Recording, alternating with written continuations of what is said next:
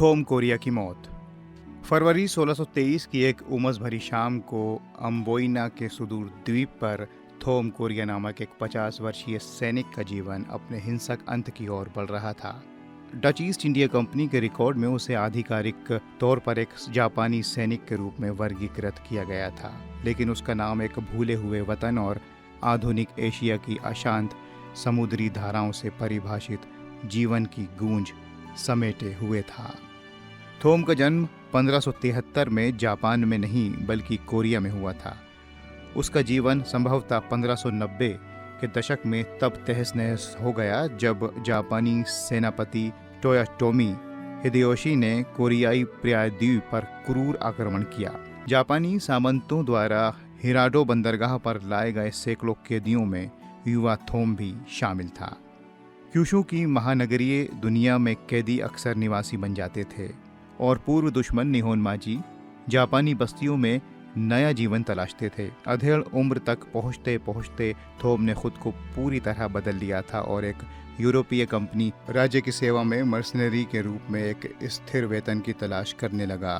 थोम को अवसर तब मिला जब डच कंपनी, जो हमेशा सैनिकों की कमी से जूझती थी, उसने सीधे जापान से सैनिकों की भर्ती का एक महत्वाकांक्षी प्रयोग शुरू किया। डच अधिकारियों का मानना था कि जापानी एक विशेष मार्शल रेस यानी लड़ाकू प्रजाति थे। कंपनी की नज़र में थोम की वास्तविक जातीयता अप्रासंगिक थी। चूंकि उसे एक जापानी बंदरगाह में भर्ती किया गया था, इसलिए उसे एक पेशेवर जापानी सैनिक के रूप में ही भेजा गया। भर्ती के ये अनुबंध अत्यंत कठोर थे। थोम ने संभवतः जापानी लिपि में अनुवादित 3 साल के एक कठोर समझौते पर हस्ताक्षर किए थे, जिसमें मौत की सजा के डर से डच अधिकारियों की हर बात मानने का संकल्प लिया गया था। इन समझौतों की एक खास बात सामूहिक दंड थी। यदि कोई सैनिक भागता या विद्रोह करता तो वीओसी जापान में मौजूद उसके माता पिता, पत्नी और बच्चों को सजा देने का अधिकार रखती थी। यह प्रयोग अम्बोइना साजिश ट्रायल के रूप में एक दुखद और डरावने मोड़ पर समाप्त हुआ। संदेह तब शुरू हुआ जब शिचिजो नामक एक साथी सैनिक ने डच संतरी से किले के पहरे स्टेशन के बारे में कुछ ज्यादा ही सवाल पूछ लिए। यातना के असहनीय दबाव में शिचिजो और अन्य लोगों ने अंग्रेजों के लिए किला हथियाने की एक बड़ी साजिश का कबूलनामा दे दिया।